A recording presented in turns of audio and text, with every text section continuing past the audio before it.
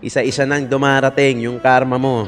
Ang maalala niyo po, nag-file ng isang petisyon laban sa akin, si Cardema. Ayaw pa rin niya kaming paupuin. Talagang hindi po siya takot sa Supreme Court. Oh. Umaasa kami na ang Grabe. Supreme Court naman ay he is liable also under the Anti-Graft and Corrupt Practices Act. Walang perma. Sa archive section po yan ha. Archive section. Pakikita natin. Although malabo, Ayan, pero oh. tingnan nyo naman, walang perma. Blurred. Parang blurred. Oh, yes. Big. But anyway, Pero walang perma, attorney. Walang perma. wala pong pirma. Tunay na balita, walang kinakampiyan, sumasalamin sa katotohanan lamang. What's up mga kayon? Welcome back pa rin syempre dito lang sa Joe Malone TV para sa programa natin na Issue ng Bayan. Ating pag-usapan today is February 13, araw ng Huwebes dito sa Pilipinas. Kaya naman magandang umaga, hapon o gabi. Sa inyong lahat, maraming salamat sa pagtutok, pakikinig, pagtambay dito sa Joe Malone TV, sa channel natin para sa programa natin na Issue ng Bayan. Ating pag-usapan. Ito na nga, sinasabi ko, Santissima Santa Maria. Iwasan nyo. Ha? Iwasan nyo yan. Ha? Para hindi kayo nababangag. Iwasan nyo yan. Ang sabi ni Tatay Digong, I hate. My God. Oh. I hate drugs. Yan ang sinabi ni Tatay Digong. Okay, shoutout muna natin sa lahat ng viewers natin abroad, yung mga OFW natin dyan na ang sisipag, magkinig, magtrabaho para may taguyod yung kanilang pangarap para sa pamilya nila. Shoutout sa inyong lahat. Alam ko, napakarami ninyo. Maraming salamat po sa inyong lahat. Pati na rin yung viewers natin lokal dito sa Pilipinas. Isang magandang araw sa inyong lahat. At attendance check po muna tayo dyan mga kayon. Paki-comment naman dyan sa baba kung saan kayo nanonood. Saan yung pinaka-era nyo as in, now na. Kung if you're watching from Sweden, Illinois, Chicago, UAE, Hong Kong, Japan, etc. Paki-comment dyan sa baba. Pati na rin yung viewers natin sa lokal sa Pilipinas. If you're watching from Taguig, Tarlac, Pangasinan, Pampanga, Laguna, Bulacan, Cavite, Cebu, Davao, Mandaue, Iloilo, etc. Paki-comment dyan sa baba. Nang sa ganun, malaman natin kung saan na inaabot yung video natin. Hindi man ako makarating dyan o makakarating dyan physically, well, at least yung video natin, yung vlog natin, nauna na dyan. Diba? Maraming salamat At saka, kung bago ka sa channel natin, subscribe naman. I-click mo na rin yung notification bell para lagi kayong updated sa mga videos na ina-upload natin. At higit sa lahat, updated kayo doon sa mga issue ng bayan na kailangan nating pag-usapan. Tapos isang like and share naman dyan mga kayon. Supportan nyo na yan para sa akin. Maraming salamat. Huwag na rin kayong mag-skip ng ads kung meron man lalabas. So eto na, bilisan na natin. Dahil mahaba-haba itong pinipere natin na video sa inyo. Mga consolidated video na to. Pag-usapan natin. Si Speaker. Yan, si Speaker. May bagong kaso na naman. Iiwasan nyo kasi ilang beses na itong sinabi ni Tatay Digong. Di ba na? My God. I hate drugs. Ilang beses nang sinabi yan ni Tatay Digong. Iwasan nyo yan nang hindi kayo bangag. Ito, panibagong kaso na. Pakinggan natin si Sasa, pati na rin si Atty. Guason. Tapos, meron dyan kay Atty. Vic. Pag-usapan din natin. At saka may isa pa akong isang video. Ano ba isang video natin? Yun. Si Jinggoy. Shout out mga Singaporean na viewers natin na Pilipino. Si Jinggoy napahiya sa Singapore, sa Orchard ba yun? Napahiya. Panoorin natin. Issue na bayan natin pag-usapan. Isang like and share naman mga kayon. Maraming salamat. Hindi na ako magpapatumpik-tumpik. Yeah. Nag-file ang inyong party list na Komunidad ng Pamilya Pasyetet Persons with Disabilities or P3PWD P3PD. ng petition for mandamus with urgent application for the issuance of a writ of preliminary mandatory injunction. Mahaba ito. Laban kay House Speaker Martin Romualdez at sa Secretary General na si Reginald Velasco. And as I've read the petition, ito ay nag-ugat dahil ang inyong isang nominee na si Maria Camille Luansi Ilagan ay hindi Sumpa. pinag-taking. Okay, paki-explain po sa amin kung ano nangyari dito. Malapit na yung karma mo. Si Peker, isa-isa na. Isa-isa nang dumarating yung karma mo. Ang maalala niyo po, nag-file ng isang petition laban sa akin, si Cardema. Kaya po na TRO ang COMELEC. Itong si House Speaker Romualdez, kahit wala siyang TRO, ay hindi niya ako pinayagang manumpa. Oo. Ang importansya ng oath na yan ay kine-question din namin na unconstitutional yan.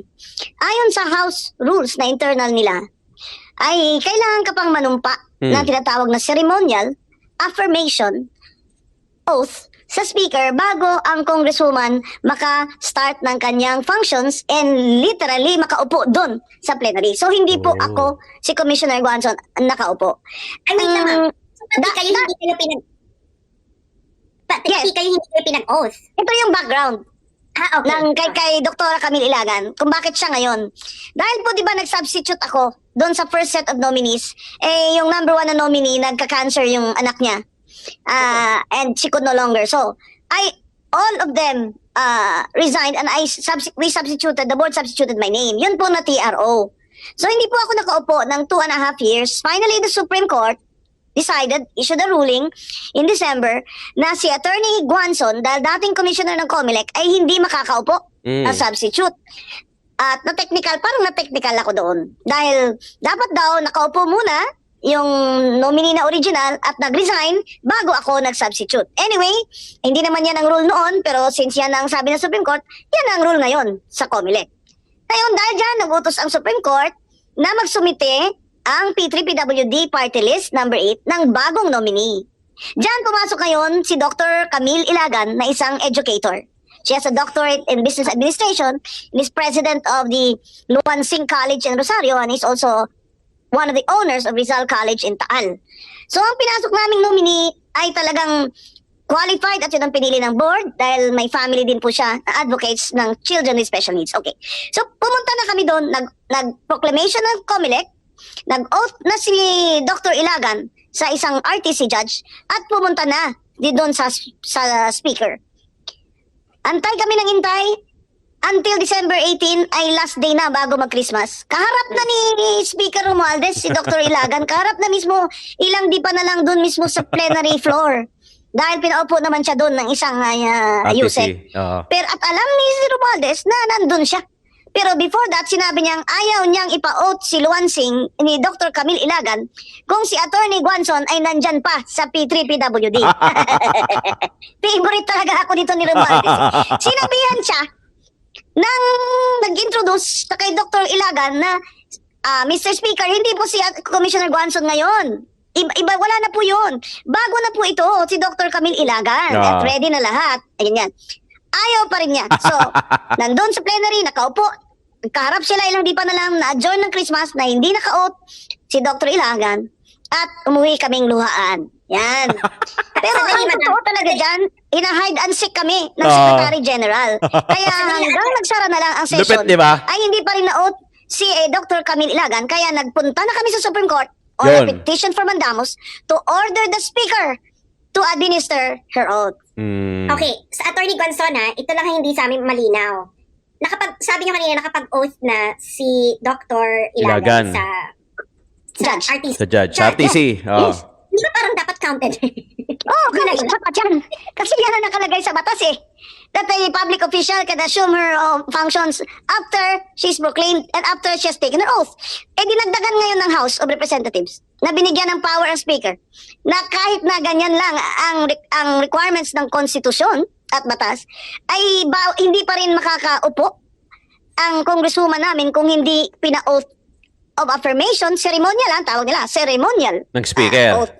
Kung ceremonial lang pala yan, pwede na po sigurong sa Zoom Zoom na lang. Kasi ceremonial di ba? Ang gusto nila, ceremonial, doon sa plenary. Nandun na po si Dr. Ilagan Alam niya na rin na nandun. Talagang hindi niya pinaoath. Talagang intentional. Kaya yun, we are questioning this rule as unconstitutional because then it gives the speaker a veto power. The power now to defeat the will of the electorate, which in a democracy is a no-no.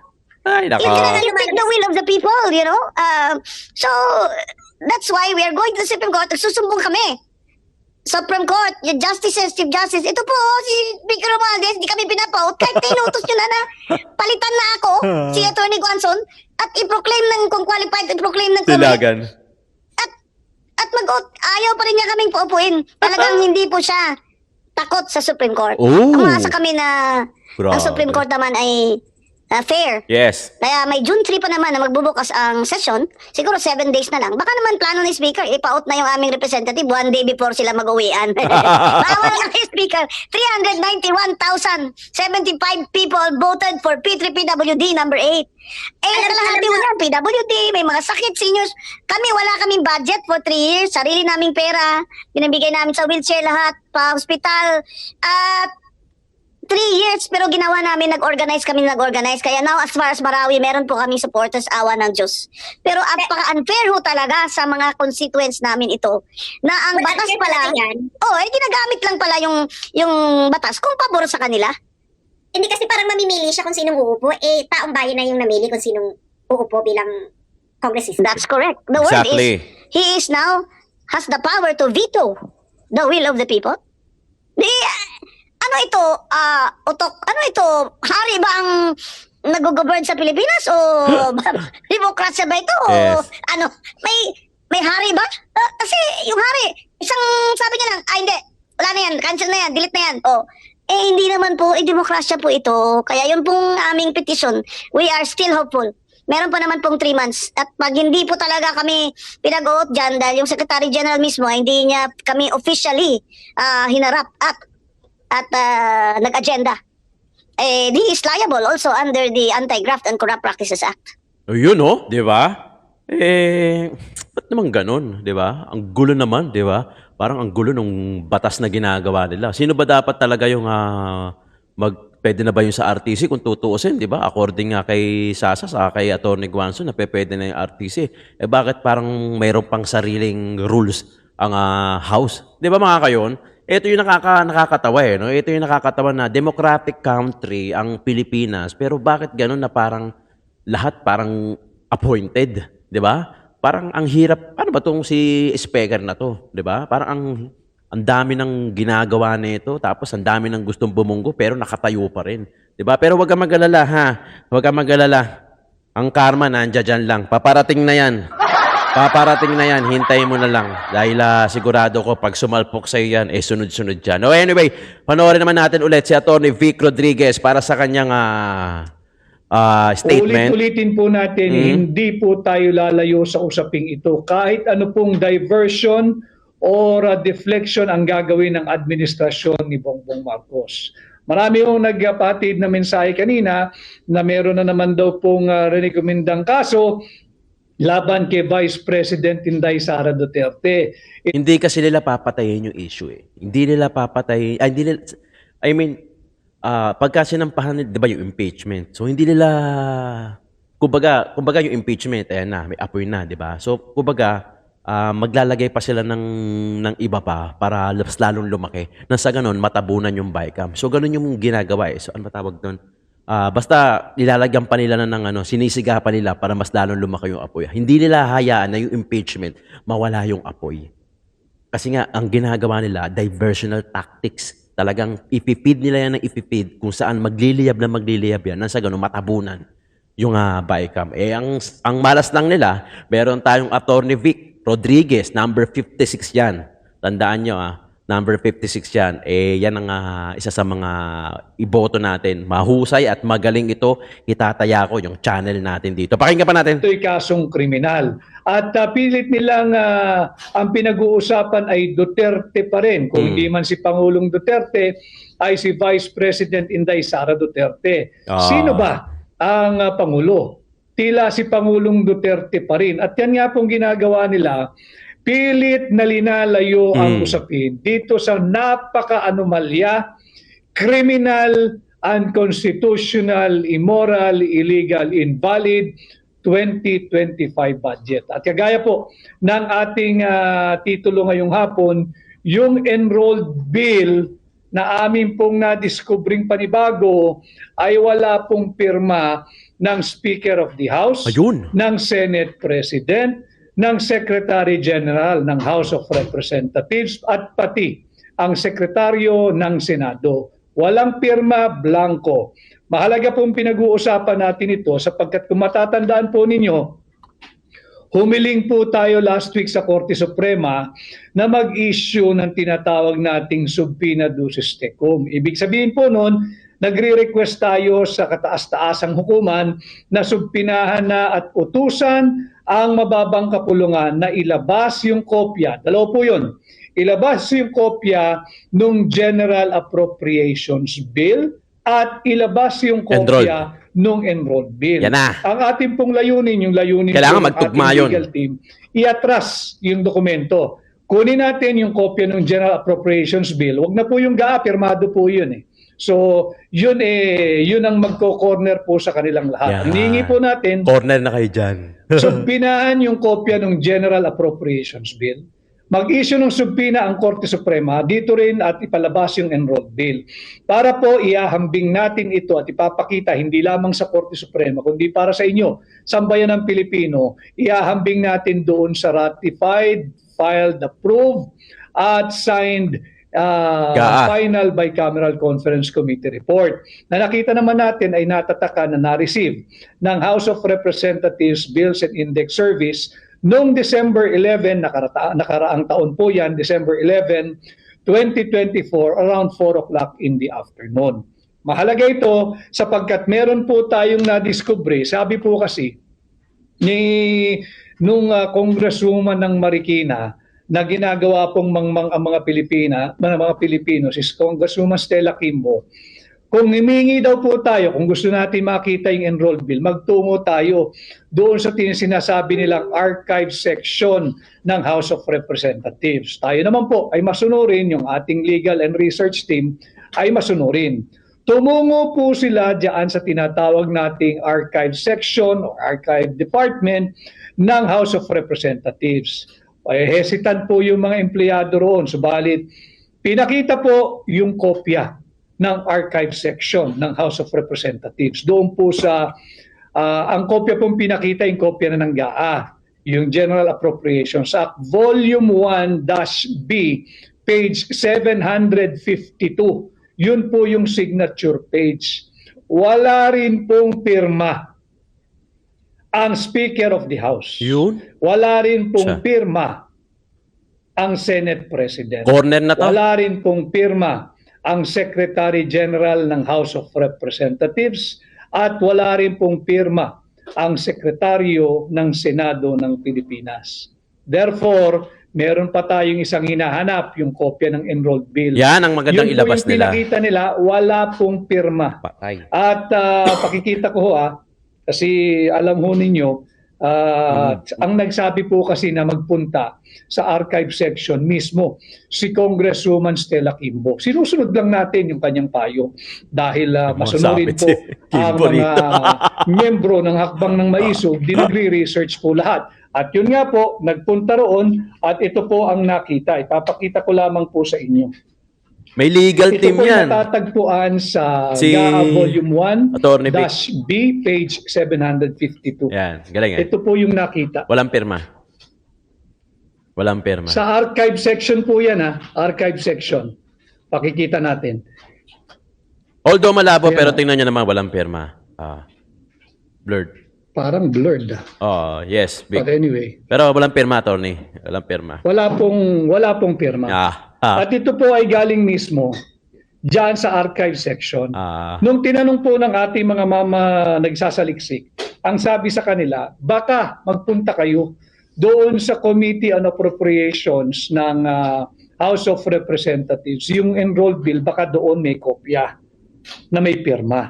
So nagtuturuan na po sila. Maiipit po sila rito. Ulitin ko, yung sinabi po ni Pangulong Duterte nung una po naming inilahad ito sa inyo mga kababayan. Ang sabi niya, mahirap mong paglaruan ang isang government transaction, ang isang government document na napakasela, napaka-importante katulad ng General Appropriations alam ni Act, Rodrigo katulad Roa ng Duterte, General Appropriations Bill, katulad ng Enrolled Bill, at katulad ng final, ratified, approved, and signed bicameral conference committee report. Marami po kasing kopya yan. Ano po yung kahalagahan ng pinakita ko sa inyong blanco? Galing na po ito mismo sa archive section ng House of Representatives. Ano po yung kahalagahan ng archive? Yung archive po, mga kababayan, yan po yung repository o taguan ng mga original or faithful reproduction or faithful copy of a document. Nang sa ganun, pag kinakailangan kagaya ng Mahuhugot ginagawa mo. po natin, meron ng live case o may isang kaso May sa Korte makukuha ka. Suprema, humihingi tayo na makapag-issue ng subpoena, meron po talagang lagakan o taguan Yes. ng Archive mga nga eh. mahalagang dokumento. Kagaya nga nitong hinahanap nating enrolled bill, tinatawag nating GAB at yung GAA. Nakita po natin, ulitin ko, yung kopya po ng larawan na ating nakuha ay yung Volume 1-B, page 752 of the General Appropriations Act. Wala pong pirma. Walang pirma. So makikita niyo mga kababayan kung paano talaga tayo sinasalaula at binubudol nitong Marcos administration. Hindi lamang iniwang blanco yung ating pundasyon ng ating budget. 28 line items blanco, ang halagang kabuuan ay higit kumulang 241 billion pesos na tinatawag na congressional insertion. Bakit insertion? Blinangko nga po nila. Tapos na yung proseso, biglang nagkaroon ng halaga, insertion po ang tawag doon. Bawal po yon dahil walang kapangyarihan sino man. Mapasenado, mapamababang kapulungan, higit pa ang Malacanang na makialam. Pagtapos na ang proseso ng pagpasa ng ating taunang budget. Unless Kaya po ibabalik. tayo bumabalik sa usaping ito. Lahat po yan, yung sinasabing impeachment laban kay Vice President Inday Sara Duterte, tatalakayin pa rin po natin mamaya. At itong bagong kaso laban sa kanya na inciting to sedition at grave threat. Lahat po ito ay paglilihis dito sa higit na malaking pananagutan ng Marcos administration. Lahat po ito ay paglilihis sa napakalaking incompetence ng Marcos administration. Yun. Pilit nilang pinagtatakpan. Hindi po natin sila dito lulubayan at nakikiusap nga ang ating mga abogado sa ating Korte Suprema na mag-issue po kayo ng subpoena, ilabas ang kopya ng enrolled bill, ilabas ang kopya ng General Appropriations Bill nang sa ganoon ay mapadali ang pagpapakita ng ebidensya na illegal, immoral, unlawful, criminal at unconstitutional ang 2025 budget ng administrasyon ni Bongbong Marcos. Grabe, wala na. Wala na kayong ligtas. Napakahusay, napakaganda na explanation ni Atty. Vic Rodriguez. Wala na. Tapos na to, endgame na to. Ang pinag-uusapan lang na natin dito yung proseso ng Supreme Court. Kung gaano katagal, kung hanggang kailan, kung ano yung mga gagawin nila, at kung ano yung ilalabas nila. Pero kung tutuusin, napakaganda ng paliwanag ni Atty. Vic. Wala na endgame na Enrolled bill, pinapalabas. So parang kailangan maglabas ang Supreme Court ng subpoena na ilabas yung enrolled bill. So itatali yan Kumbaga, kailangan magtali, kailangan magtugma. Wala na corner na 'di ba? Kaya pilit na nilang nililihis yung topic, yung impeachment, nilabas nila, 'di ba? Anong usap-usapan diyan sa social media, nagpaulan ng pera. Nagpaulan ng pera, 150M para sa kapalit ang isang pirma, allegedly, di umano. Pero since usapan yan, hindi naman sa ating galing yan. Pero alam mo, hindi naman lalabas yan kung walang basis yan di ba? Pwede kang magsinungaling. Pero I don't think makakapag-come up ka ng ganong kadetalyado kung walang basis. Di ba? Ang hirap kasi mag-invento di ba? Ito may basis. I mean, may pinanggalingan yung sinasabi nila, yung statement nila na nagpamudmud. Nasa duffel bag, 150M cash kapalit ng pirma. Kasi medyo nako-corner na sila according kay Atty. Vic, corner na. Kaya, kumbaga, eto na. Pinakamalaki, scandalous, pinakamalaking pambubudol, eto nasa BICAM. Di ba? Nasa BICAM, malaking pambubudol. Corner na sila dito. Kumbaga, bugbog sarado na. Kaya pilit na lang nilang dinadivert according to Atty. Vic Rodriguez, yung issue na dapat tinatalakay ngayon. Kaya mga kayo, lalo-lalo na yung mga mamamayan natin. Gising na tayo, 'di ba? Etong susunod na video, ganito kalupit ang mga Duterte na kahit saan bansa ka pumunta, Duterte ang isinisigaw. Parang Pilipinas na lang ata. Yung yung parang Pilipinas na lang ata karamihan dito sa atin o ang dami pa rin hindi naniniwala. Pero titingnan mo logic kung titingnan mo. Bakit ganun na lang? Yun na lang ito na lang sagutin nyo Bakit ganun na lang? Yung pagka ayaw nila, pagka-hate nila kay Duterte. 'Di ba? Bakit ganun na lang? Logic, isipin mo, bakit ganun na lang? Bakit ang dami-dami nila nagkakampihan, isa lang naman ang kalaban nila, si Duterte lang. 'Di ba? Nagpaligoy-ligoy pa sila, nagpalabok, nag-spaghetti pa sila, pero ang kalalabasan lang, Duterte pa rin naman. 'Di ba? Ang pinupunto nila, Duterte pa rin lang naman ang gusto nilang sirain. Ang dami pa nila. Pogo, ilang ano 'yon? Pogo, EJK, War on Drugs. Ang dami nilang tinakel sa Senado, sa House. Inimbitahan pa nila si Duterte, 'di ba? Ang punot dulo, Duterte lang talaga ang gusto nilang mapahinto dahil ang daming nagmamahal, mas lalong lumalakas. The more na mas tinitira nila kasi mas lalong nagiging obvious eh. 'Di ba? Mas lalong nagiging obvious. Bakit? Duterte lang, confidential fund, Duterte lang, VP Inday Sara lang.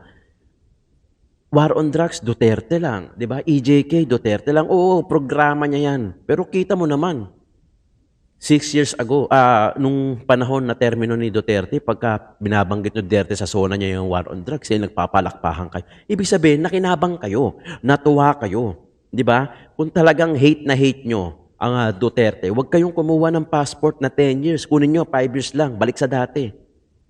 Kung talagang hate na hate nyo ang Duterte, dapat mula ulo hanggang paa. Ultimo yung mga inapprove nila na bill na act noon, wag niyong sundin, gaya ng passport. Di ba? Passport, lisensya, wag kang kumuha ng 10 years, kunin mo 5 years lang. Di ba hate mo Duterte? Etong channel na to, wala tayong maririnig dito kundi Duterte lang. Yung mga sinusuportahan ko lang na mga kandidato. Di ba? Kung hindi, pwede kayong wag manood, pwede kayong umalis. Hindi ko na kailangan pang sumayaw sa gitna ng linya. Hindi ko na kailangan pang mamangka sa dalawang ilog kung administrasyon o oposisyon, kung Marcos o Duterte. Ngayon pa lang sinasabi ko na, Duterte na itong channel na to. Yun ang stand ng channel na to. Kasi doon ako naniniwala. Doon ako naniniwala sa Duterte lamang. Sa mga kaalyado ng Duterte.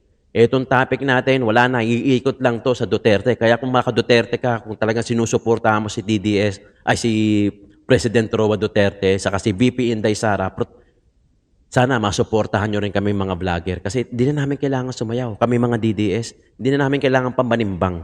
Di ko na kailangan pang sumayaw sa dalawang ilog. Di ko na kailangan pang mamangka sa dalawang ilog. Kasi sinasabi ko ngayon pa lang, Duterte na. Ganito kalakas ang Duterte. Biriin mo, eto ng mga tao sa Singapore, napahiya pa rito si Jinggoy eh. Si Sen Jinggoy Estrada. Panoorin natin. Singapore to Ayun si Jingo, yung nakakulay green, ayun, sa may dulo ng hagdanan. Yun naman yung sigaw, Duterte. Oh, drop mic na. Drop mic. Ganun. Di na makapagsalita, ayo. Ganyang kalakas ang Duterte. Ayan o.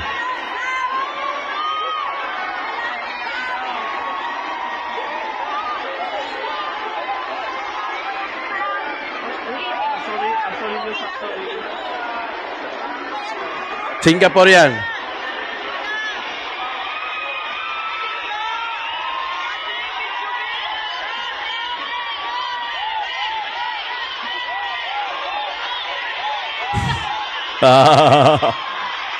Hindi na makapagsalita eh. Puro Duterte sinisigaw eh. Oh. Hindi mo pwedeng sabihin bastos yan. Hindi mo pwedeng sabihin bastos yan. Sinisigaw lang nila kung ano yung nasa puso nila. Ganun kalupit ang Duterte. Hindi yan basta-basta kayang sirain. Diba?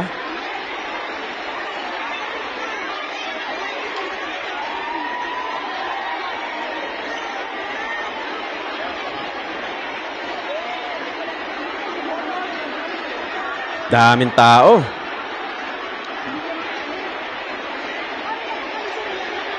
Ala, nagdamo na tao.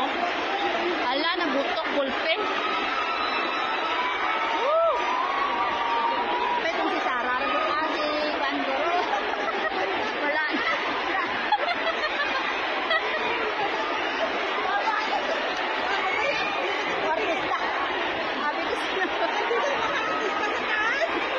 Grabe. Ayan Duterte talaga ang sinisigaw Kahit saan kang bansa pumunta, talagang Duterte talaga ang isisigaw. Kasi dyan talaga nakaramdam ng ng ginhawa kahit papano. Nung termino ni Duterte. Kaya talagang 2028, Sara na to. Sara na to sa 2028. Ang damo ko. Although may mga pumapasok na balita na baka tumakbo si Rodrigo Roa Duterte sa pagka-presidente sa 2028. Pero feeling ko, VP Sara Inday ito ang magiging presidente natin sa 2028. Grabe nito, Kahit saan na talaga magpunta, Duterte talaga ang sinisigaw. Ganun kalupit. Ala, hindi na kakagwa. Ay, nanganano, hindi lang. Mga kayo, kung isa ka sa mga sumusuporta kay VP Inday Sara sa mga Duterte, alam ko, marami tayo rito no? Paki-like at share itong video na to. Mag-subscribe kayo, suportahan nyo rin kami. Ako, sinasabi ko sa inyo na hindi ko na kailangan pang mamangka sa dalawang ilog. Hindi ko na kailangan pang kumampi sa administrasyon sa Marcos. Ito na kasi ang channel na to. Duterte, Isko Moreno, Along Malapitan, Attorney Vic Rodriguez, Congressman Rodante Marcoleta, Attorney Jimmy Bondoc. Isa yan. Pastor Apollo Quibilo, isa yan sa mga sinusuporta natin. Oo, marahil magkaiba man tayo ng sinusuportahan padating sa mga kandidato natin. Pero syempre, yung respeto, ibinibigay ko rin yan sa inyo.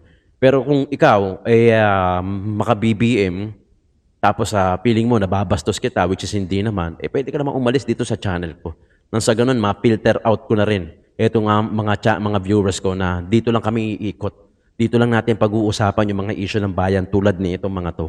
Dahil ako, I'm proud to be a DDS supporter.